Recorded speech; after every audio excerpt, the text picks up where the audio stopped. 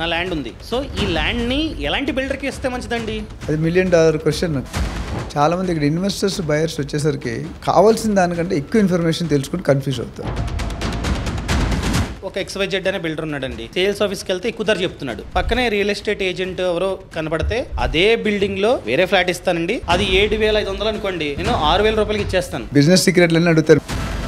Square feet 3,500 కొన్నాడంట, ఇప్పుడు దాన్నే 7,000 రూపాయలకి అమ్ముతున్నారు. రియల్ ఎస్టేట్లో ఎక్కడ పెట్టినా బంగారం అండి. అసలు కోటికి కోటి ఎక్కడ వస్తుందండి రియల్ ఎస్టేట్ లో తప్ప? ఇల్లీగల్ ప్రాపర్టీ కొనుక్కుంటే కోటి కాదు మైనస్ కోటి అవుతుంది. ఇప్పుడు ల్యాండ్ ఓనర్ ఎవరైతే ఉన్నారో ₹1 కూడా పెట్టరు కదా. బిల్డరు ఆయన ఫ్లాట్లు బాగా చేసుకుంటే ల్యాండ్ ఓనర్ ఫ్లాట్స్ కి సరిగ్గా ఇవ్వడం స్పెసిఫికేషన్, వాళ్ళు they will try to make money over night. Builder flats తో కంపేర్ చేసిన, ఇన్వెస్టర్ ఫ్లాట్స్ తో కంపేర్ చేసిన ల్యాండ్ ఓనర్షిప్ ఫ్లాట్స్ ధర తక్కువ ఉంది. రేటుకి దీనికి మ్యాచ్ చేయకూడదు, కంపేర్ చేయకూడదు. ఎందుకంటే మార్కెట్ ధర ఎంతైతే ఉందో అంతకు అమ్మేసుకుంటాడు. అదొక కేస్ 1. కేస్ 2లో అందులో కూడా కొంతమంది మార్జిన్ పెట్టుకుంటారు. ఓనర్ ఏం తెలుసు, రైతు అయినా నేను నీకు 7,000కి ఇచ్చి నేను ఆయన దగ్గర 8,000 చెప్తాను. కొంతమంది ఓనర్స్ ఉంటారు, నీది నువ్వు అమ్ముకో, నాది నేను అమ్ముకుంటా. మీరు చూడాల్సిన అంటే బిల్డర్లో ఒక 8-10 పాయింట్స్ ఉన్నాయి. Government permission, RERA, documentation, legal opinion, EC, mutation, link document. ఇప్పుడు ల్యాండ్ ఓనర్ ఏం చేస్తారంటే, నా దగ్గర స్కిల్ లేదు, మ్యాన్ పవర్ లేదు, టెక్నాలజీ లేదు, ఆర్కిటెక్చర్ తెలియదు, డబ్బులు లేవు, పని జరుగుతుందా, ఈయనేం చెప్పాడు అక్కడ ఏం జరుగుతుంది, క్వాలిటీ ఆఫ్ కన్స్ట్రక్షన్ ఎట్లా ఉంది. ఒకప్పుడు ఒక బిల్డర్ చెప్పిందే భేదవాకు, ఒక్కొక్క బిల్డరు ఇల్లీగల్ ఫ్లోర్స్ వేస్తానంటాడు. సార్ అసలు ఏం సజెస్ట్ చేస్తారు? ఫైనల్ క్వశ్చన్, మీరు ఏది చెప్తారు అదే. రియల్ ఎస్టేట్, మీరు కనుక మీ డబ్బుని రియల్ ఎస్టేట్లో ఇన్వెస్ట్మెంట్ చేద్దాం అనుకున్నట్లయితే ఈ వీడియో మీకోసమేనండి. ఫర్ ఎగ్జాంపుల్, మీరు ప్లాట్ కొందామనుకున్నా, ఫ్లాట్ కొందామనుకున్నా, విల్లా కొందామనుకున్నా, ఈ వీడియో మీకు చాలా అంటే చాలా బాగా యూజ్ అవుతుంది. రీసెంట్గా హైదరాబాద్ వెళ్ళి ఒక ప్రాపర్టీ గురించి ఎంక్వైరీ చేస్తున్నప్పుడు తెలిసింది, ఫ్లాట్స్లో కావచ్చు లేదా విల్లాస్లో కావచ్చు 3 టైప్స్ ఉంటాయంట. ఒకటి బిల్డర్ ఫ్లాట్ లేదా బిల్డర్ విల్లా, రెండోది వచ్చేసి ఇన్వెస్టర్ ఫ్లాట్ అంట, మూడోది ల్యాండ్ ఓనర్ షేర్ ఫ్లాట్ అంట లేదా విల్లా అంట. మనం కనుక ల్యాండ్ ఓనర్ షేర్ ఫ్లాట్ లేదా విల్లా కొనుక్కుంటే తక్కువ ధరలో అయిపోతుందంట, చాలా డబ్బు మనకైతే ఆదవుతుందంట. అసలు ల్యాండ్ ఓనర్ షేర్ అంటే ఏంటి, బిల్డర్ షేర్ అంటే ఏంటి, అసలు ల్యాండ్ ఓనర్ షేర్ ఫ్లాటో విల్లానో కొనుక్కోవచ్చా వద్దా, ఎటువంటి ప్రాబ్లమ్స్ రావడానికి ఛాన్స్ ఉంది ఫ్యూచర్లో, ఇవన్నీ డిస్కస్ చేయడానికి మనతో పాటు రియల్ ఎస్టేట్ రంగంలో 30+ ఇయర్స్ ఎక్స్పీరియన్స్ ఉన్న డాక్టర్ నంది రామేశ్వరరావు గారు ఉన్నారు. ఆయన రియల్టర్ ఆక్సిజన్ అనే కంపెనీకి ఫౌండర్ మరియు CEO కూడా, అండ్ దాంతో పాటు టెడెక్స్ స్పీకర్ కూడా. సార్ నమస్తే అండి. నమస్తే. థ్యాంక్ యూ సార్ మీ టైం ఇచ్చినందుకు. Thank you sir. ఏంటి సార్ అసలు ల్యాండ్ ఓనర్ షేర్ అంటున్నారు, ఇన్వెస్టర్ షేర్ అంటున్నారు, బిల్డర్ షేర్ అంటున్నారు, ఏంటి అసలు ఇవన్నీ? ఇప్పుడు ఒక ల్యాండ్ ఉంది అనుకోండి, ఓకే, ఒక వ్యక్తి దగ్గర 10 ఎకరాల ల్యాండ్ ఉంది, ఓకే, మంచి ఏరియాలో ల్యాండ్ ఉంది. కానీ ఆ ల్యాండ్ ఎప్పుడు కొన్నాడు, ఎప్పుడో 10 లక్షలు కొని ఉంటాడు, 20 సంవత్సరాల క్రితం, 30 సంవత్సరాల క్రితం. ఇప్పుడు అది 10 కోట్లు అయిపోయింది. ఆయన దగ్గర డబ్బులు లేవు, ఫర్దర్ వెళ్ళాలని మంచి డిమాండ్ ఉంది ఆ ఏరియా. ఇప్పుడు హైదరాబాద్ లో చూసుకుంటే తెల్లాపూర్ గానీ, కొల్లూరు గానీ, మియాపూర్ గానీ, ఈ నానక్రామ్ గుడి ఇవన్నీ కూడా బాగా అప్రిషియేట్ అయిపోయింది. స్క్వేర్ ఫీట్ 10,000, 12,000, 15,000 కూడా అమ్ముతుంది. అయితే అంత పెట్టి కట్టాలంటే నాలెడ్జ్ ఉండదు, అవగాహన ఉండదు. ల్యాండ్ ఓనర్ గా మనకి technical farmers, most of the time farmers ఉంటారు ల్యాండ్ ఓనర్స్. తర్వాత బిల్డర్ నాలెడ్జ్ ఆయన దగ్గర ఉండదు. బిల్డర్ నాలెడ్జ్, టెక్నికల్ నాలెడ్జ్ ఉండదు, కమర్షియల్ నాలెడ్జ్ ఉండదు, డబ్బు ఉండదు, వాళ్ళకి లోన్ ఎలా తీసుకోవాలో తెలియదు చాలా మంది. సో దీనివల్ల ఏమవుతుందంటే, ఒక సహచరిని మనం భర్త భార్యని ఎలాగా ఆహ్వానిస్తాడో అట్లా ఈ ల్యాండ్ ఓనర్ కూడా బిల్డర్ని ఆహ్వానిస్తాడు. Okay, okay. సో బిల్డర్స్ ఏంటంటే ఏరియా బట్టి షేరింగ్ ఉంటుంది, 70-30, 60-40, 55-45. అంటే మళ్ళీ ఇది ఒక పెద్ద సబ్జెక్టు, సింపుల్ ఒక లైన్లో చదివి. ఈ షేరింగ్ ఎలా అవుతుంది అంటే, సపోజ్ బంజారా హిల్స్ ఉంది, అయితే మీకు ఇందిరానగర్ ఉంది బెంగళూరులో, అక్కడ చూసుకుంటే ఎప్పుడు ఓనర్ షేర్ ఎక్కువ ఉంటుంది. ఎందుకంటే సిటీలో వాల్యూ ఎక్కువ, ల్యాండ్ వాల్యూ, అంటే ల్యాండ్ వాల్యూ ఎక్కువ కాబట్టి ఆ ల్యాండ్ ఓనర్కి ఏదైతే ల్యాండ్ ఉందో ఆ ల్యాండ్ లో వచ్చి బిల్డర్ కట్టినా కూడా, సో ల్యాండ్ వాల్యూ ఎక్కువ కాబట్టి ఎవడైతే ల్యాండ్ ఓనర్ ఉన్నాడో వాడికి ఎక్కువ షేర్ వస్తుంది. ఎగ్జాక్ట్లీ. అపార్ట్మెంట్ కడితే ఎక్కువ ఫ్లాట్స్ వస్తాయి. షేరింగ్ అంటే అదే.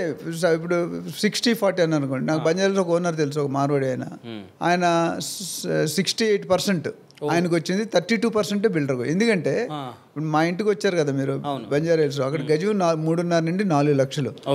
అదే మీరు తెల్లాపూర్ వెళ్ళిపోయారంటే తక్కువ ఉంటుంది, ఇంకా కొద్ది షాద్నగర్ వెళ్తే ఇంకా తక్కువ ఉంటుంది.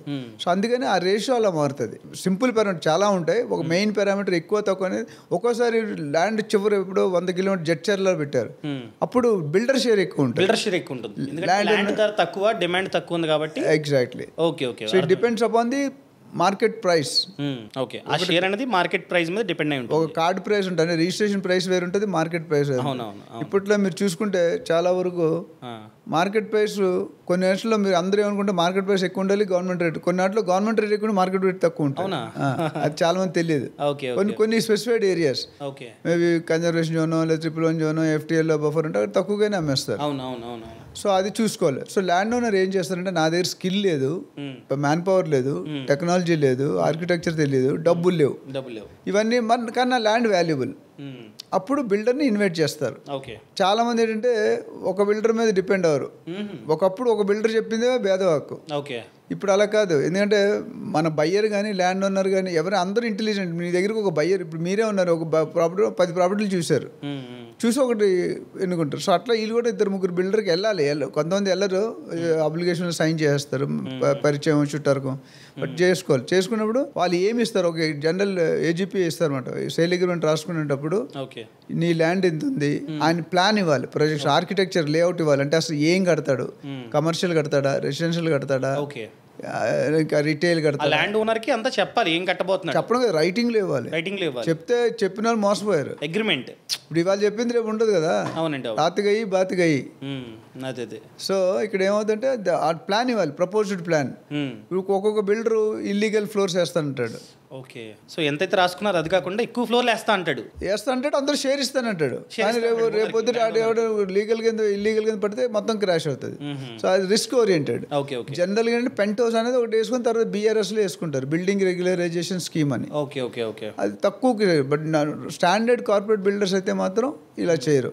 సో అప్పుడు చెప్తాను, నేను ఇక్కడ 12 ఫ్లోర్లు హై రైజ్ 15 ఫ్లోర్లు కడతాను, ఫ్లోర్కి ఇన్ని వస్తాయి, ఫ్లోర్కి 10 వస్తాయి, 15 ఫ్లోర్ అంటే 150 ఫ్లాట్లు, 150లో నీ పర్సంటేజ్ ఇంత, నా పర్సంటేజ్ ఇంత, మొత్తం బిల్డరే కంప్లీట్ చేయాలి. ఇప్పుడు ల్యాండ్ ఓనర్ ఎవరైతే ఉన్నారో ₹1 కూడా పెట్టరు కదా, పెట్టరు కన్స్ట్రక్షన్ కి, పెట్టరు, ఆయనకి సంబంధం లేదు. అంటే అది మాట్లాడుకునే దాని ఒకవేళ బిల్డర్ తక్కువ ఉందంటే అప్పుడు ల్యాండ్ ఓనర్ పెడితే మళ్ళీ ఆయన రేషియో పెంచాలి. ఆ ఇంట్రెస్ట్ లెక్క 2% పర్ మంత్ రఫ్ గా క్యాలిక్యులేట్ చేస్తారు. సపోజ్ నా దగ్గర 10 కోట్లు తీసుకున్నాం, నా షేర్ నాదే, ఈ 10 కోట్ల షేర్ వేరే ఇవ్వాలి. అది డిపెండ్స్, కేసు టు కేసు మారుతుంది. అర్థమైంది సార్, అర్థమైంది. సో అలాగా ఫర్ ఎగ్జాంపుల్ నా దగ్గర ల్యాండ్ ఉంది, సో దాంట్లో బిల్డింగ్ కడదామంటే నాకేం తెలియదు, డబ్బులు లేవు, అసలు నాలెడ్జ్ లేదు. సో నేనేం చేస్తా, బిల్డర్ని రమ్మని చెప్తా. అది బిల్డర్ నా ల్యాండ్ లో అగ్రిమెంట్ ప్రకారం కడతాడు, తర్వాత ప్రొజెక్షన్ ఇస్తాడు, ప్రొజెక్షన్ ఇచ్చాక డిస్కస్ చేసుకుంటాడు. ఓకే అనుకుంటే అప్పుడు కూర్చొని రేట్ మాట్లాడుకుంటాడు, రేషియో ప్రకారం ఇస్తాడు. ఫర్ ఎగ్జాంపుల్ 100 ఫ్లాట్స్ వచ్చాయి అనుకోండి, నాది 40% రేషియో అనుకోండి, 60-40. బిల్డర్కి 100 ఫ్లాట్స్లో 60 ఫ్లాట్స్ వెళ్ళిపోతే నాకేమో 40 ఫ్లాట్స్ వస్తాయి. ఈ 40 ఫ్లాట్స్ని నేను అమ్ముకోవచ్చు. ఇప్పుడు కింద ల్యాండ్ ఉంది కదండి, ఇంకా నాకు ల్యాండ్తో హక్కు లేదా? ల్యాండ్తో మీకున్న ఫ్లాట్ UDS వస్తుంది కదా, మొత్తం ల్యాండ్ మీద హక్కు ఉండదు. ఇంకా ఉండదు. మీ 40% ల్యాండ్ ఓనర్ షేర్ ఏదైతే ఉందో ఆ 40% షేర్కి ఐదర్ 2 రకాల నెంబర్ ఆఫ్ ఈక్వల్ ఫ్లాట్స్ అనుకోండి, number of flats, square feet 2 bedroom వేరు, 3 బెడ్రూమ్ వేరు, 4 బెడ్రూమ్ వేరు కంటే స్క్వేర్ ఫీట్లో వస్తుంది. అంటే టోటల్ నేను 2 లక్షల స్క్వేర్ ఫీట్ కట్టాను, 2 లక్షల 40 అంటే నీకు 80,000 వస్తుంది. అది 10 ఫ్లాట్లో వచ్చి 20 ఫ్లాట్ ఎన్నో క్యాలిక్యులేట్ చేసుకుంటాం మ్యాథమెటిక్స్ ప్రకారం, అది షేర్. సో అందుకని మీకు UDS అనేది మీ ల్యాండ్, ఇప్పుడు టోటల్ ల్యాండ్ 10 ఎకరాలు ఉంటే ఒక 50,000 ఫ్లాట్లు కట్టాం అనుకోండి, లేకపోతే 20,000 ఫ్లాట్ అంటే డివైడ్ అయిపోతుంది. జనరల్గా లాస్ట్ టైం కూడా మనం UDS అనేది సింపుల్ ఎగ్జాంపుల్ అంటే, ఒక independent building, standard loan building తీసుకోండి, 1000 గజాలు, 1000 గజాల్లో 20 ఫ్లాట్లు కడతారు, ఈచ్ ఫ్లోర్ 4 ఫ్లాట్లు, అంటే 5 ఫ్లోర్స్ కంటే ఎక్కువ ఇవ్వడు కొన్ని ఏరియాలో హై రైజ్ ఇస్తాడు. 20 ఫ్లాట్లు 1000 డివైడెడ్ బై 20 అంటే 50 స్క్వేర్, ఒక్కొక్క ఫ్లాట్ కి 50 స్క్వేర్ యార్డ్స్, అది ఈక్వల్ ఫ్లాట్స్. సపోజ్ వేరియేషన్ అయితే మళ్ళీ అది మారిపోతుంది ఆ క్యాలిక్యులేషన్. అయితే ఈ ల్యాండ్ ఓనర్ షేర్ మీరు అడిగిన క్వశ్చన్ ఏంటంటే, బిల్డర్ కంటే ఎలా తక్కువ అమ్ముతున్నాడు అది అడుగుతున్నారు. జనరల్ గా మార్కెట్ లో చూసుకుంటే ఇప్పుడు ఒక XYZ అనే బిల్డర్ ఉన్నాడండి, సేల్స్ ఆఫీస్కి వెళ్తే ఎక్కువ ధర చెప్తున్నాడు, పక్కనే రియల్ ఎస్టేట్ ఏజెంట్ ఎవరో కనబడితే అదే బిల్డింగ్ లో వేరే ఫ్లాట్ ఇస్తానండి కానీ తక్కువ ధర, అది 7,500 అనుకోండి, నేను 6,000 రూపాయలకి ఇచ్చేస్తాను అంటున్నాడు. ఎలా సేమ్ బిల్డింగ్లు ఎలా అంటే, ఏం లేదండి ల్యాండ్ ఓనర్ షేర్ అని చెప్తున్నాడు ఆయన. సో ఎందుకు ఇంత తేడా ఉంది రెండింటికి? ఇక్కడ ఏంటంటే ల్యాండ్ ఓనర్ గుర్తుపెట్టుకుని, ల్యాండ్ ఎప్పుడు కొన్నాం మనం?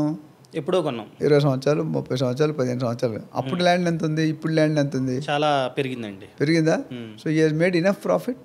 Does he have any bank loan? లేదు. Does he have any pressing need? లేదు. అమ్ముతాడు, ఉంచుకుంటాడు, రెంట్కి ఇచ్చుకుంటాడు. కట్టలేదు కూడా, బిల్డింగ్ కూడా అతను కట్టలేదు, ₹1 కూడా ఇన్వెస్ట్మెంట్ చేయలేదు. బంపర్ ఆఫర్ ఆయనకి. బిల్డర్కి అలా ఉండదు. బిల్డర్కి కన్స్ట్రక్షన్ చేయాలి. ఆయన తీసుకున్న 30, 40, 50% ఏదైతే షేర్ ఉందో just invest on money, just invest on marketing, invest on taxes, other అన్నీ ఉంటాయి. దానికి ఖర్చు అవుతుంది కదా. He will fix margin of 10%, 20% ఉన్న పరిస్థితి బట్టి తీసుకుంటారు. సో హీ విల్ హ్యావ్ చాలా మంది బిల్డర్స్ డబ్బులు లేకుండా ఒక 5-10 కోట్ల ప్రాజెక్ట్ అనుకోండి, అందరు 10-20 కోట్లు ఉంటుంది. జనరల్గా ల్యాండ్ ఓనర్కి గుడ్ విల్ అని ఇవ్వాలి. గుడ్ విల్ కానీ అడ్వాన్స్ కానీ.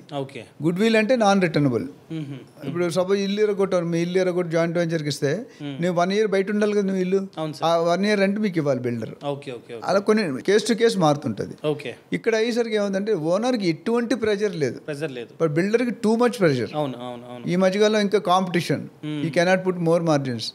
అప్పుడు ఏం చేస్తారంటే builder will start from the day 1 and permission రాగానే ప్రీ లాంచ్ సపరేట్ మాట్లాడదాం, వితౌట్ పర్మిషన్. ఇది పర్మిషన్ వచ్చాక చెప్తున్నా. పర్మిషన్ వచ్చాక కంప్లీట్గా మార్కెటింగ్ స్టార్ట్ చేస్తాడు. ఒకసారి జిహెచ్ఎంసీ లేకపోతే డిటీసీపీ రేరా అప్రూవల్ వచ్చిందంటే స్టార్ట్ చేస్తాడు. ఇంకో కండిషన్ కూడా పెట్టుకుంటారు కొంతమంది, నా ఫ్లాట్లు ఏదాక నీ ఫ్లాట్లు అమ్మకూడదని. ఓకే, అంటే ఫస్ట్ బిల్డర్ ఫ్లాట్స్ అమ్ముడైన తర్వాత అది ఇన్వెస్టర్ ఫ్లాట్స్, అంటే ఐ మీన్ ఇన్వెస్టర్ ఫ్లాట్ అంటే ల్యాండ్ ఓనర్ ఫ్లాట్స్ ఇన్వెస్టర్ కూడా మాట ఇన్వెస్టర్ ఫ్లాట్ ఉండొచ్చు, ల్యాండ్ ఓనర్. ఇన్వెస్టర్ ఇంకా చెప్తారు ఫస్ట్ ఓన్లీ ఇంకా మనం బిల్డర్ దగ్గర ఉన్నాం. సో బిల్డర్ నీకు క్లారిటీ వచ్చింది కదా, బిల్డర్ గురించి అంత వచ్చినప్పుడు స్టార్ట్ చేస్తాడు. జనరల్ గా బిల్డర్ ఫ్లాట్లు ఎక్కువ అమ్మేసుకుంటాడు, ఫస్ట్ అమ్మేసుకుంటాడు. తర్వాత కావాలంటే నేను సపోర్ట్ చేస్తాను, మీరు నా మాట విని నా ఫ్లాట్లు అయిపోయాక మీ ఫ్లాట్లు అమ్ముతాను అంటాడు. అందులో కూడా కొంతమంది మార్జిన్ పెట్టుకుంటాడు. ఓనర్ ఏం తెలుసు, రైతు అయినా నేను నీకు 7,000కి ఇచ్చి నేను ఆయన దగ్గర 8,000 చెప్తాను అంటే మరి ఎఫర్ట్స్ ఉంటాయి కదా వాళ్ళు కూడా. కొంతమంది ఓనర్స్ ఉంటారు, నీది నువ్వు అమ్ముకో, నాది నేను అమ్ముకుంటా, నేను అమ్ముకుంటా, నువ్వు నేను సపోర్ట్ అక్కర్లేదు అంటే. It all depends upon the relation, the bonding, the agreement, what your comfortable. కొంతమంది అలా కంఫర్టబుల్, కొంతమంది ఇలా కంఫర్టబుల్, కొంతమంది ఇండిపెండెంట్ హౌస్ ప్రిఫర్ చేస్తారు, కొంతమంది గేటెడ్ కమిటీలో ప్రిఫర్. ఇక్కడ కూడా చాయిస్ అలా ఉంటుంది. సో అది ఒక పార్ట్. రెండో పార్ట్ ఏంటంటే ఇన్వెస్టర్ ఫ్లాట్ అన్నారు. ఇన్వెస్టర్ ఫ్లాట్ కానీ విల్లా కానీ. ఇన్వెస్టర్ ఏంటంటే he is nothing to do with the builder or owner. Builder share అయినా కొనుక్కోవచ్చు, ల్యాండ్ ఓనర్ షేర్ అయినా కొనుక్కోవచ్చు. కాదు కండిషన్ ఉంది అనుకో, ల్యాండ్ ఓనర్ షేర్ అప్పుడు కొనుక్కోలేడు. ఎందుకంటే రిజిస్ట్రేషన్ అప్పుడు ఈయన కూడా తెలుస్తుంది కదా. సో అప్పుడు ఏం చేస్తారంటే ఈ ఇన్వెస్టర్ ఒక 4 years అనుకోండి, ఒక ప్రాజెక్ట్ ఒక 50 ఎకరాలు 100 ఎకరాలు ప్రాజెక్ట్ చేస్తుంది గేటెడ్ కమిటీ. చాలా ఉన్నాయి మార్కెట్లో. 100 ఎకరాలు అంటే డెఫినెట్గా 3 to 5 years పడుతుంది. ఇమీడియట్గా అవుతుంది. ఫేజ్ వైజ్ చేస్తారు, phase 1, phase 2, phase. కొంతమంది బిల్డర్స్ నీకు చెప్పే పేరు కూడా మాట్లాడుకున్నావు, అన్ని ఒకేసారి ఓపెన్ చేసి ఇబ్బంది పడుతున్నారు. అది కూడా లైవ్ ఎగ్జాంపుల్ మీకు చెప్పాం, అంటే పేర్లు మనం చెప్పలేం కానీ. సో ఇంకొక కండిషన్ అంటే ఈ బిల్డరు ఆయన ఫ్లాట్లు బాగా చేసుకుంటాడు, ఈయన ఫ్లాట్లు ఓనర్ ల్యాండ్ ఓనర్ ఫ్లాట్స్కి సరిగ్గా ఇవ్వడు స్పెసిఫికేషన్. అలా కూడా ఉంటాయి సార్? ఉంటాయి. అవునా? అంటే ఉంటాయంటే మనం రాసుకుని ఉంటే పర్లేదు, పేపర్లో ఉంటే కొన్ని అట్లా కార్పొరేట్ రాసుకోవాలి. నీ ఫ్లాట్స్ ఎలా ఉన్నాయో నా ఫ్లాట్స్ కూడా అలాగే ఉండాలి రాసుకుంటే పర్లేదు. రాసుకోలేదు అనుకోండి, క్వాలిటీ తగ్గించేస్తారేమో. క్వాలిటీ అంటే చూస్తారు, అవైలబిలిటీ అందితే జిత్తు, లేకపోతే అందరూ కాదు. స్టాండర్డ్ బిల్డర్స్ ఎవరు చేయరు. ఈ అప్కమింగ్ చిన్న వాళ్ళు ఉంటారు కదా, వాళ్ళు they will try to make money over night. 30-40 years ఉన్న వాళ్ళు అలా చేయరు. సో అదొక పార్ట్ స్పెసిఫికేషన్. ఇప్పుడు ఇన్వెస్టర్ ఏం చేస్తాడు, స్టార్టింగ్లో పర్మిషన్ రాగానే GHMC RERA, DTCP RERA, HMD RERA రాగానే ఇన్వెస్ట్ చేస్తాడు. అప్పుడు ప్రైస్ ఎంత ఉంటుంది? తక్కువ ఉంటుంది. ఇప్పుడు సపోజ్ 4 సంవత్సరాల తర్వాత ఆయన 10,000 అమ్ముతాడు అనుకో స్క్వేర్ ఫీట్, ఇప్పుడు ఈయనకి 7,000కి ఇచ్చేస్తాడు. ఎందుకంటే ఒక బిల్డర్ కాదు, ఒక ఇన్వెస్టర్ గురించి విన్నానండి. ఆయన తెల్లపూర్ లాంటి ఇంతకు ముందు ఆ ప్రాజెక్ట్ స్టార్టింగ్లో స్క్వేర్ ఫీట్ 3,500 కొన్నాడంట. అవును. ఇప్పుడు దాన్నే 3,500 విలువైన ఫ్లాట్ని 7,000 రూపాయలకి అమ్ముతున్నారు. డబుల్. అంటే కోటి పెడితే ఈ 4-5 yearsలో 2 కోట్లు అయినట్టే కదా. అంతే. రియల్ ఎస్టేట్లో ఎక్కడ పెట్టినా బంగారం అండి. అసలు కోటి ఎక్కడ వస్తుందండి రియల్ ఎస్టేట్లో తప్ప. అదే రియల్ ఎస్టేట్ కానీ కరెక్ట్గా పెట్టుకోవాలండి. అక్కడ ఒక మాట లీగల్గా ఇల్లీగల్ ప్రాపర్టీ కొనుక్కుంటే కోర్టు కాదు మైనస్ కోట్ అవుతుంది. సో నేను అందుకని చాలా మంది చెప్తా, ప్రతి వీడియోలో కూడా దాదాపు మనం 1,100-1,200 వీడియోలు ఉన్నాయి మార్కెట్లో రియల్ ఎస్టేట్ అవేర్నెస్ మీద. ప్రతి వీడియో అప్పటికి మోసపోతున్నారు. అవును. అయితే ఇక్కడ ఇన్వెస్టర్ షేర్ ఏంటి, అప్పుడు కొనేస్తాడు. స్టార్టింగ్లో ప్రాజెక్టు పర్మిషన్ అన్ని వచ్చి ప్రాజెక్ట్ 90% ఆఫ్ ద పేమెంట్ కట్టేస్తారు. 80-90% కట్టేస్తారు. ఇన్వెస్టర్ ఫ్లాట్స్ అంటే లోన్ తీసుకోవడానికి అవదండి. ఇన్వెస్టర్కి లోన్ తీసుకోవచ్చు. పర్మిషన్ వచ్చిన తర్వాత తీసుకోవచ్చు. పర్మిషన్ రాకపోతే ప్రీ లాంచ్లో తీసుకోలేం. Okay. So RERA, DTCP, HMD ఏదో ఉంటే కనుక డెఫినెట్గా ఈ కెన్ టేక్. ఎందుకంటే అప్రూవ్డ్ ప్రాజెక్ట్ కదా. సో ఆయన లోన్లో తీసుకుంటాడా డైరెక్ట్గా మీకు అనవసరం బిల్డర్గా. మీకు డబ్బులు వచ్చాయా లేదా? అతని ఇంటెన్షన్ ఏంటంటే ఇప్పుడు కొంటాను, తర్వాత ప్రాజెక్ట్ కంప్లీట్ అయ్యేసరికి మార్జిన్ వేసుకొని అమ్ముకుంటాను. అప్పుడు కూడా ఏముంది, బిల్డర్ ఏం చేస్తాడు, ఎవ్రీ 3 నెలలు పెంచుతుంటాడు, 200-300 రూపాయలు పెంచుతుంటాడు. ఈ టైంకి 4 సంవత్సరాలు అయినసరికి డెఫినెట్ గా అది ఏదైతే నేను 7,000 కొన్నాడో అది 14,000-15,000 అయిపోద్ది. అక్కడ ప్రాఫిట్ కనపడుతుంది. అక్కడ బిల్డర్ 16,000 అమ్మాడుకో, ఈయన 14,500 అమ్మేస్తాడు. సో ఇలాగా ఆ ఇన్వెస్టర్ ఎవడైతే స్టార్టింగ్ లో కొన్నాడో రిజిస్ట్రేషన్ అవదేమో కదండి. రిజిస్ట్రేషన్ అగ్రిమెంట్ ఉంటుంది, తర్వాత రిజిస్ట్రేషన్ చేస్తారు. మీరు కావాలంటే యూడిఎస్ చేసేస్తారు, ఓకే ఓకే, ల్యాండ్ షేర్ చేస్తారు, తర్వాత కన్స్ట్రక్షన్ అయిపోయి చేస్తారు. ఎవరైతే కొన్నాడో వాడు కన్స్ట్రక్షన్ కంప్లీట్ అయ్యేంత వరకు వెయిట్ చేస్తాడు. వెయిట్ చేసి కరెక్ట్ గా మార్కెట్ లో ఇది రెడీ టు ఆక్యుపై అవుతుంది అన్న టైంలో మార్కెట్ ధర ఎంతైతే ఉందో అంతకు అమ్మేసుకుంటాడు. అదొక కేస్ 1. ఓకే, కేస్ 2లో కంప్లీట్ అయిన దాకా ఆగక్కర్లే, మధ్యలో కూడా అమ్ముకోవచ్చా. అక్కడ రిజిస్ట్రేషన్ డైరెక్ట్ వాడి పేరు అవుతుంది. వీడి పేరు అసలు జరగదు కాబట్టి అగ్రిమెంట్ ఉంటుంది. ఫస్ట్ హ్యాండే యూజ్ చేయరు. ఇప్పుడు 5 years ప్రాజెక్ట్ అనుకోండి, నా 2 years తర్వాత మా అమ్మాయి పెళ్లి సెట్ అయింది, మా అబ్బాయికి ఇంజనీరింగ్ సీట్ వచ్చింది అమెరికాలో, డబ్బులు కావాలి, నేను అమ్మేసుకుంటా. అప్పుడు ఆ ఫుల్ రేట్ రాదు, హాఫ్ రేట్ రాదు. అంటే ఇప్పుడు 7,000 కొని 10,000, 12,000, 11,000 అమ్ముతారు. సో అవి investor flats. Okay sir, investor flats గురించి అర్థమైంది. ఇంకా మూడోది land owner share flats or villas. Land ఓనర్ది ఏంటంటే నేను చెప్పినట్టు ఒక్కోసారి మల్టిపుల్ ఓనర్స్ ఉంటారు. ల్యాండ్ ఓనర్ అన్నదమ్ములు కానీ, బావమరుదులు కానీ, అక్కజెల్లులు కానీ. అందులో కొంతమంది అమ్మేసుకుంటారు, కొంతమంది అమ్ముకోరు, కొంతమంది రెంట్కి ఇచ్చుకుంటాను అంటాడు. సో ఇందులో ఆ ఆప్షన్ చెప్పాలని అడుగుతున్నాను. ల్యాండ్ ఓనర్ ఏంటంటే 1 case ఈ can give rights to the builder. అందరూ కలిసి జాయింట్ సైన్ పెట్టేస్తారు. 5 ఉన్నారు, 100 ఎకరాలంటే ఒకటి పేరు మీద ఉండకూడదు as per law. So 4-5 owners ఉంటారు. మేబీ ఫ్యామిలీ మెంబర్స్ అవ్వచ్చు, భార్యాభర్తలు, ఎట్లా ఏదైనా అవ్వచ్చు, అన్నదమ్ములు అవ్వచ్చు. వాళ్ళకి మధ్యలో పడదు. సో అందుకనే అందులో కూడా పార్టిషన్ డీడ్ ఉంటుంది. ఇప్పుడు ఏదైతే మనం సేల్ అగ్రిమెంట్ రాసుకుంటామో దాంట్లో బిల్డర్ షేర్ ఒకటే, బిల్డర్లో కూడా 2-3 డైరెక్టర్స్ ఉండొచ్చు. సో అది ఎవరి షేర్ అయినా డిసైడ్ అవుతుంది. ఇక్కడ ల్యాండ్ ఓనర్కి వచ్చేసరికి మనం 100 ఫ్లాట్లు కడుతున్నాం ఒక ప్రాజెక్ట్లో, 40 ఇంచి బిల్డర్కి వచ్చాయి, 60 ఇంచి ఓనర్కి వచ్చాయి. ఈ 60లో 5 మంది ఉన్నారు, ఈచ్ పర్సన్ 12 వస్తాయి. సో ఆ 12 నెంబర్లు రాస్తారు. ఈ మనిషికి ఈ 12 ఫ్లాట్ నెంబర్లు, ఈ మనిషికి ఇది అంటే క్లియర్గా ఉంటుంది. అందులో కూడా హై రేజ్ ఎన్ని తీసుకోవాలి, కింద ఎన్ని తీసుకోవాలి, గ్రౌండ్ అన్ని ఒకటి పాజిటివ్ తీసుకున్నట్టు. కొన్ని మిక్స్ ఉంటాయి, ఈస్ట్ ఉంటాయి, వెస్ట్ ఉంటాయి, సౌత్ ఉంటాయి, అన్ని ఈక్వల్ షేర్ అది. సో అక్కడ లాజిక్ తెలుసుకోవాలి. ఎప్పుడైనా ల్యాండ్ ఓనర్ షేర్ కొనుక్కుంటే మీరు అగ్రిమెంట్, సప్లిమెంటరీ అగ్రిమెంట్ ఉంటుంది. అగ్రిమెంట్లో అక్కడ క్లియర్గా డిస్టింగ్విష్ చేస్తారు. బిల్డర్ కోటా ఏది, ఓనర్ కోటా ఏది, ఓనర్లో ఏ ఓనర్ కోటా ఏది. ఇప్పుడు ఒకసారి ఏమవుతుంది, తమ్ముడు తెలియకుండా అన్న అమ్మేస్తాడు, అది మళ్ళీ ఇబ్బంది పడతారు డబ్బులు తీసుకుంటే. చాలా అయినా కాబట్టి జస్ట్ ప్రజల కోసం చెప్తాను, ఇన్వెస్టర్ కోసం. అదొక కేసు ఉంది. స్పెసిఫికేషన్లో కూడా రాసుకోవాలి మనం క్లియర్గా. ఇప్పుడు బిల్డర్స్ దగ్గర ఏమవుతుందంటే కమోడ్ ఉంది టాయిలెట్లో, ప్యారీవేర్, హిందీవేర్, టోటో, ఇంపోర్ట్ జాగ్వార్ కాస్ట్లీ ఉంటాయి. 30,000 ఉంది అనుకోండి స్టాక్. అక్కడ ఏం చేస్తారంటే స్పెసిఫికేషన్లో జాగ్వార్ ఆర్ ఈక్వివాలెంట్ అంటాడు, లేదా ప్యారీవేర్ ఆర్ ఈక్వివాలెంట్ అంటాడు. ప్యారీవేర్ కాస్ట్, జాగ్వార్ కాస్ట్ 30,000 ఉంటాయి, లోకల్ కాస్ట్ 10-15,000 ఉంటుంది. మీరు ఏం చేస్తారు, అప్పటికే లేట్ అయింది ప్రాజెక్టు, లేట్ అయింది సార్ ఆ మేక్ దొరకట్లేదు, లోకల్ వేసేమంటే వేసేయమంటారు మీరు. సో అది ఒప్పుకోకూడదు. స్టాండర్డ్ బిల్డర్స్ నేను చెప్పిన కొంతమంది, అందరూ అని చెప్పట్లేదు, కొంతమంది చేస్తారు. Finolex cable very standard, anchor switches. ఆ టైంకి స్టాక్ లేదు సార్, మనకి మధ్య సెట్ అవ్వట్లేదు సార్, ఏం చేయలేదు, మేము ఆపుకోలేదు, రెంట్ కట్టుకుంటున్నాం బయట, ఏదో వేసాయంట. అది క్లియర్గా ఉండాలి. ఎటువంటి పరిస్థితుల్లో స్టాక్ ఉన్నది లేదు, మాకు అవే కావాలి, మీరు ఏది చెప్తారో అదే ఈక్వలెంట్ పెట్టుకోండి, నాకు ఆ బ్రాండే కావాలి, నాకు 2 రోజులు లేట్ అయిన పర్లేదు మీరు కూర్చోవాలి, అది ఖచ్చితంగా రాసుకోవాలి. ఇవ్వకపోతే వీ డోంట్ యాక్సెప్ట్, సైన్ చేయమని. అర్థమైంది సార్. వాళ్ళ కోసం 1 minute చెప్తా. సో నేను ఆల్రెడీ క్వశ్చన్ అడిగా, 3 రకాలైన ఫ్లాట్స్ ఆర్ విల్లాస్ కనిపిస్తూ ఉన్నాయి మార్కెట్లో. ఒకటి వచ్చేసి బిల్డర్ ఫ్లాట్స్ ఆర్ విల్లాస్, రెండోది ఇన్వెస్టర్ ఫ్లాట్స్ ఆర్ విల్లాస్, మూడోది వచ్చేసి land owner share flats or villas. So ఒక ల్యాండ్ ఉందండి, ఒక ల్యాండ్ ఓనర్ ఉన్నాడు. సో ఆ ల్యాండ్లో అతను మంచిగా కడదాం అనుకుంటున్నాడు, పెద్ద బిల్డింగ్ కడదాం అనుకుంటున్నాడు, కానీ అతనికి నాలెడ్జ్ లేదు, అతను బిల్డర్ కాదు. ఏం చేస్తాడంటే ఒక బిల్డర్ హెల్ప్ తీసుకుంటాడు, లేకపోతే వాళ్ళే వస్తారు వెతుక్కుంటూ, ఈ ల్యాండ్ మీదనా మన ఇద్దరు మాట్లాడుకుందామండి, మేము కడతాం ఈ ల్యాండ్లో అని చెప్పి వాళ్ళే వస్తారనమాట. సో ఏం చేస్తారంటే ఇద్దరు మాట్లాడుకున్న తర్వాత ఆ ల్యాండ్లో పెద్ద హైరైజ్ బిల్డింగ్ కడతాడనమాట బిల్డర్. సో కట్టిన తర్వాత ల్యాండ్ యొక్క విలువ ఆధారంగా షేర్ ఉంటుంది, 30-70. లేదా 40-60లా ఉంటుంది. ఫర్ ఎగ్జాంపుల్ నేను ఆ ల్యాండ్ ఓనర్ అండి, నాకు 40% షేర్ వచ్చింది అనుకుందాం. 100 ఫ్లాట్లు కడితే 40 ఫ్లాట్లు నాయనమాట. సో నేను ₹1 కూడా పెట్టాల్సిన అవసరం లేదు కన్స్ట్రక్షన్లో. నా ల్యాండ్ ఓనర్షిప్ అంతా షేర్ అయిపోతుంది, నా పేరు మీద ఉండదు, కంప్లీట్గా ఇచ్చేస్తాం కదా. సో రేపొద్దున్న బిల్డింగ్ కట్టగానే 40% ఫ్లాట్స్ ఏమైతే ఉన్నాయో వాటిని నేను అమ్ముకుంటా. ఆ ఫ్లాట్స్ని ల్యాండ్ ఓనర్ షేర్ ఫ్లాట్స్ అంటాం. సో నేను ₹1 కూడా ఇన్వెస్ట్మెంట్ చేయలేదు కాబట్టి కాస్త తక్కువ ధరకే అమ్ముకుంటా. రిమైనింగ్ 60%, అనగా 60 ఫ్లాట్స్ ఏమైతే ఉన్నాయో అవేంటి, బిల్డర్ ఫ్లాట్స్ అనమాట. అర్థమైందండి? Builder flats. ఈ బిల్డరు వాటినైతే అమ్ముకుంటూ ఉంటాడు. సో అమ్ముకునే టైంలోనే కొందరు ఏం చేస్తారంటే స్టార్టింగ్ స్టేజ్లో కొనుక్కుంటారు. సో ఎప్పుడైతే ప్రాపర్టీ అంతా కంప్లీట్ అవుతుందో, ప్రాజెక్ట్ అంతా కంప్లీట్ అవుతుందో అప్పుడు అమ్మేసుకుంటారు అనమాట కొందరు. వాటిని ఇన్వెస్టర్ ఫ్లాట్స్ అంటాం. తక్కువ ధరకి కొనుక్కొని మార్కెట్ ధర రాగానే అమ్మేసుకుంటూ ఉంటారు. వాటిని ఇన్వెస్టర్ ఫ్లాట్స్ అంటాం. సో బిల్డర్ ఏవైతే అమ్ముకుంటున్నాడో వాటిని బిల్డర్ ఫ్లాట్స్ అంటాం. సో చిన్న క్వశ్చన్, నా ల్యాండ్ ఉంది.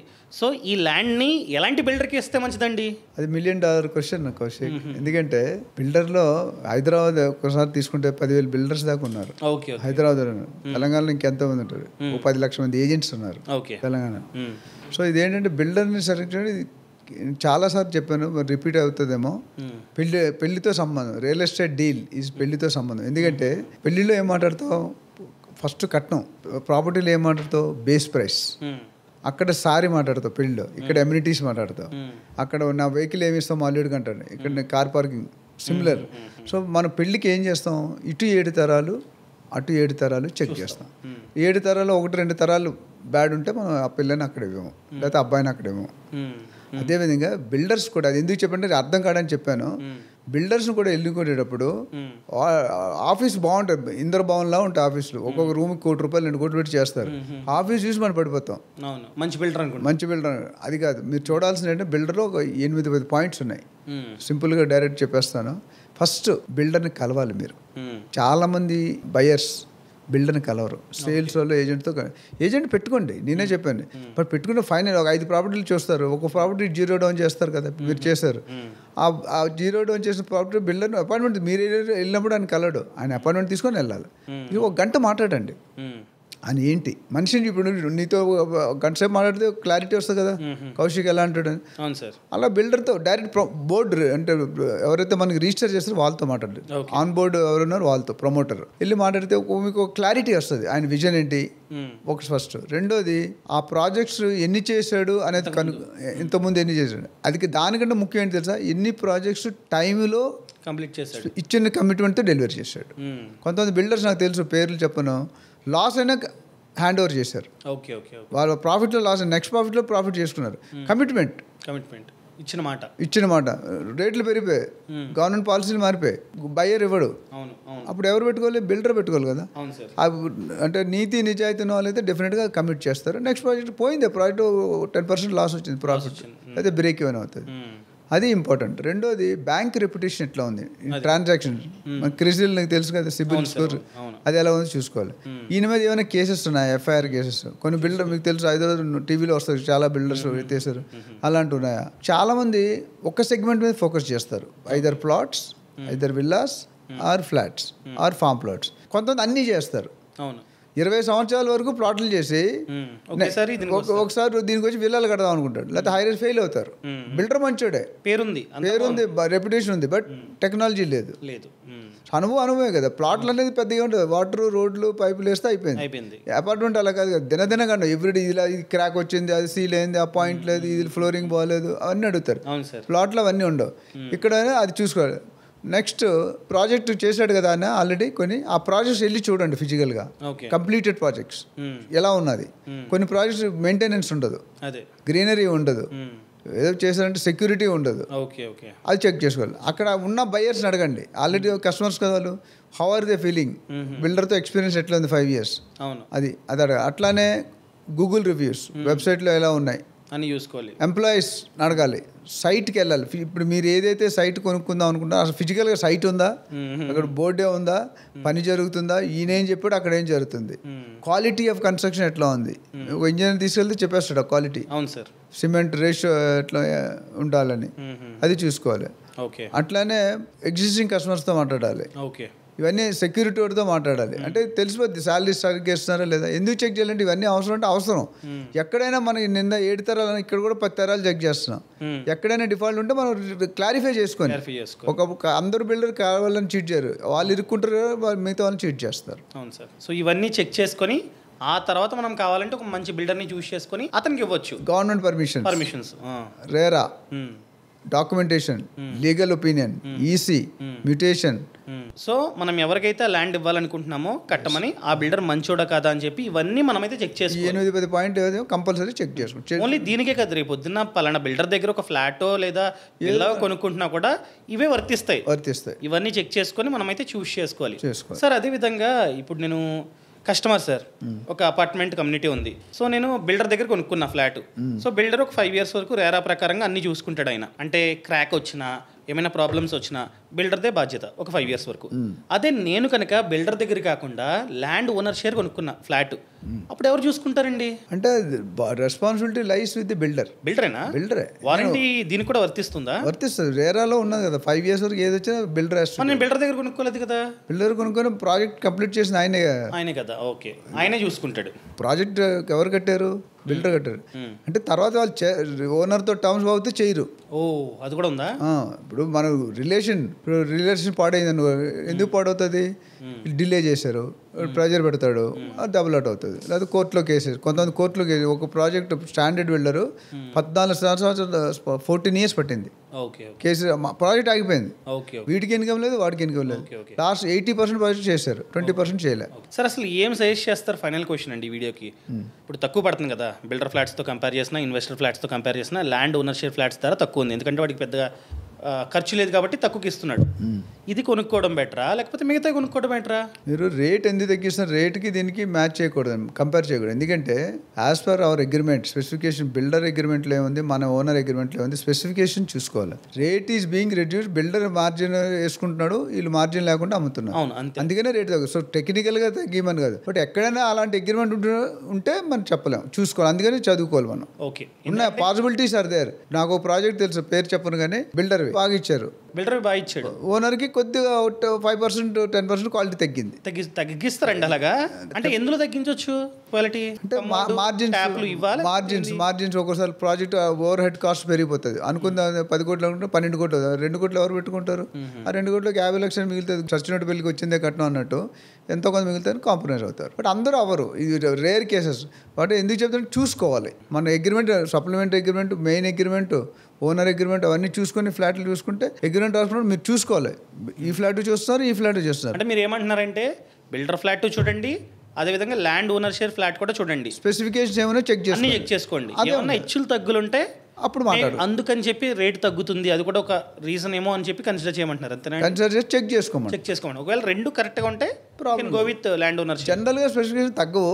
ఓకే, 1 ఉన్నప్పుడు మనం ఏం చేయలేం. Thank you sir. అర్థమైంది కదండి. ఒకవేళ మీరు కనుక ఫ్యూచర్లో ల్యాండ్ ఓనర్ షేర్ ప్రాపర్టీ కొందాం అనుకున్నట్లయితే కన్సిడర్ చేయొచ్చు అంట. కన్సిడర్ చేసే ముందు సార్ ఇప్పటివరకు ఏదైతే చెప్పారో దాన్ని మీరు అయితే చెక్ చేసుకోండి. థ్యాంక్ యూ అండి ఈ వీడియోని లాస్ట్ వరకు చూసినందుకు. అదేవిధంగా మీరు కనుక రియల్ ఎస్టేట్ గురించి మరింత సమాచారం తెలుసుకుందాం అనుకున్నట్లయితే బాస్ వాలా యాప్ని డౌన్లోడ్ చేసుకోండి. బాస్ వాలా యాప్ లింక్ అనేది కింద డిస్క్రిప్షన్లో ఉందన్నమాట. ఈ యాప్లో చూసుకున్నట్లయితే తెలుగులో అన్ని విభాగాల్లో కోర్సులు ఉన్నాయి. ఫర్ ఎగ్జాంపుల్ ఫినాన్స్కి సంబంధించిన ఉన్నాయి, అనగా real estate, mutual fund, stock market, వీటికి సంబంధించిన కోర్సులు ఉన్నాయి. అదేవిధంగా ఫార్మింగ్కి సంబంధించిన కోర్సులు ఉన్నాయి, అండ్ బిజినెస్కి సంబంధించిన కోర్సులు ఉన్నాయి అనమాట. ముఖ్యంగా ఎవరైతే బిజినెస్ని స్టార్ట్ చేద్దాం అనుకుంటున్నారో వాళ్ళకి ఈ బాస్ వాళ్ళ ప్లాట్ఫామ్ అనేది చాలా బాగా యూజ్ అవుతుంది. కోర్సులు చూడొచ్చు, అదేవిధంగా బిజినెస్ ఓనర్స్తో డైరెక్ట్గా మాట్లాడొచ్చు. దీన్నే ఎక్స్పర్ట్ కనెక్ట్ అంటాం. అర్థమైందండి? ఫర్ ఎగ్జాంపుల్ మనతో పాటు నంది రామేశ్వరరావు గారు ఉన్నారు. ఆయనతో కూడా ఈ బాస్ వాళ్ళ ప్లాట్ఫామ్ ద్వారా డైరెక్ట్గా మాట్లాడొచ్చు. Expert connect. అర్థమైందండి? సో ఇప్పుడే బాస్ వాళ్ళ యాప్ని డౌన్లోడ్ చేసుకోండి. యాప్ లింక్ అనేది కింద డిస్క్రిప్షన్లోనే పక్కన కామెంట్స్లోనే ఉంది. Thank you so much. Thanks for watching. జై హింద్. బాస్ వాలా, బీ ద బాస్.